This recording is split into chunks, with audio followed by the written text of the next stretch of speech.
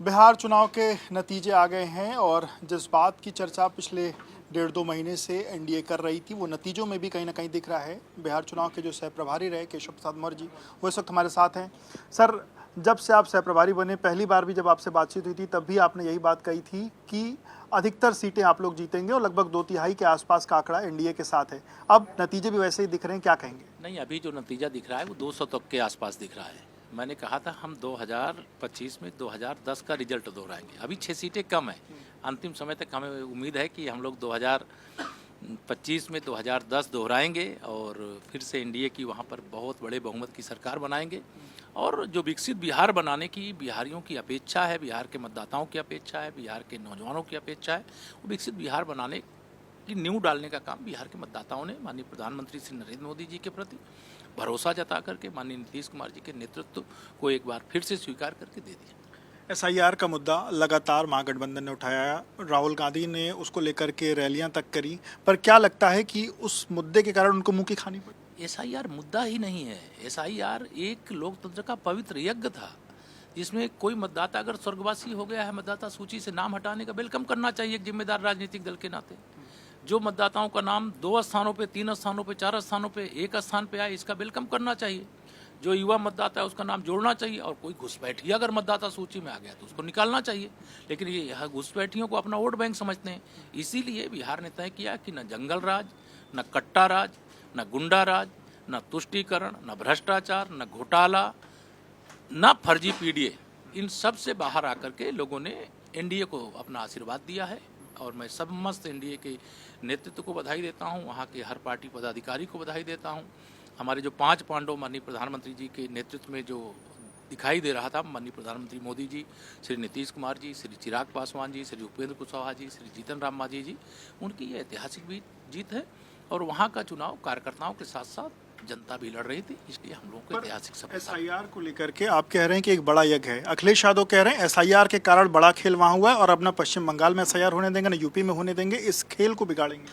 देखिए, ये सब इनकी इसी गुंडागर्दी के कारण इनको जनता पाताल में भेज रही है। इनको कभी उत्तर प्रदेश की सत्ता सौंपी थी, ये जहर उगलेंगे ना, तो जहर उगलने वालों को लोकतंत्र की ताकत से मतदाता उनको औकात में ला देगा। और एसआईआर ये पवित्र लोकतंत्र का यज्ञ है और इस प्रकार की भाषा बोलेंगे आने वाले चुनाव में जो हस्र श्री तेजस्वी यादव, श्री राहुल गांधी और श्री अखिलेश यादव भी उसका हिस्सा है। सीट भले एक नहीं पाए, बेगानी शादी में अब्दुल्ला दीवाना बन के घूम रहे थे, कहते थे कि अवध में हराए हैं, मगध में हराएंगे।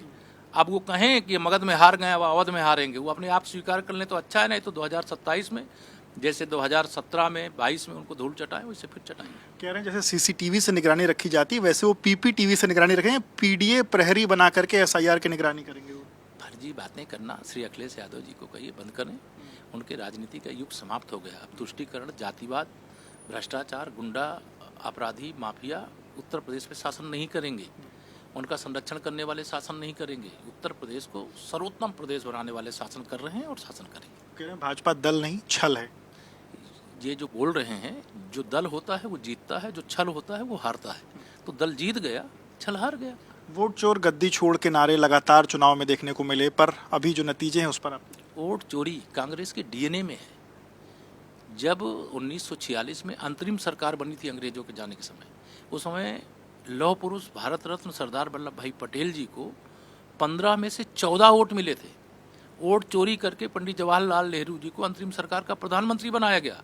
इनके कांग्रेस के डीएनए में वोट चोरी है। श्रीमती इंदिरा गांधी यहाँ रायबरेली से चुनाव हार गई थी। चुनाव हारने के बाद उन्होंने जबरदस्ती जीता चुनाव को वोट चोरी करके, लेकिन हाई कोर्ट ने न्याय किया और श्री राजनारायण जी को विजयी घोषित किया। तब श्रीमती इंदिरा गांधी ने देश में आपातकाल लगाने का काम किया। ये वोट चोर, ये हमको कहते हैं वोट चोर। हम वोट चोरी नहीं, हम लोकतंत्र में जनता के दिल को जीतने का काम करते हैं, जनता के जीवन को खुशहाली से भरने का काम करते हैं। ये उसकी जीत है। पर कांग्रेस पार्टी डबल डिजिट का आंकड़ा भी वहां नहीं पार कर पा रही। कांग्रेस मुक्त भारत की ओर बढ़ रहा है। मुक्त होना चाहिए कांग्रेस से, और राष्ट्रीय जनता दल से भी मुक्त बिहार होना चाहिए, समाजवादी पार्टी से मुक्त उत्तर प्रदेश होना चाहिए।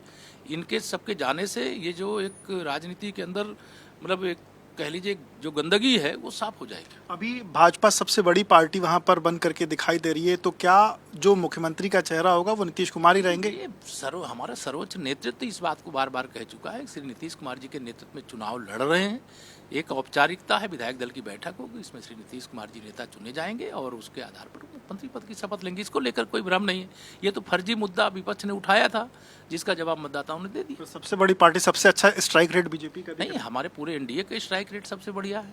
अगर हम 243 लड़े और 200 से ज़्यादा सीटें जीत रहे हैं तो हमारे एनडीए का स्ट्राइक रेट अच्छा है। आपके एक वीडियो की बड़ी चर्चा हुई, अखिलेश यादव साहब की मुलाकात एयरपोर्ट पर हुई, क्या चर्चा हुई? बात तमाम आप लोग कहा था कि आपको 14 तारीख को मिठाई खिलाएंगे, अभी 11 किलो लड्डू भिजवा रहे हैं। 2027 का क्या आज, मतलब आज के जो नतीजे 2027 में 2017 दोहराएंगे और फिर से समाजवादी पार्टी का सुपड़ा साफ करेंगे। बहुत बहुत शुक्रिया बात करने के लिए। तो आपके शिव प्रसाद मौर्य जी को सुन रहे थे, उन्होंने कहा कि 2027 में 2017 दोहराएंगे और समाजवादी पार्टी का सुपड़ा साफ करेंगे।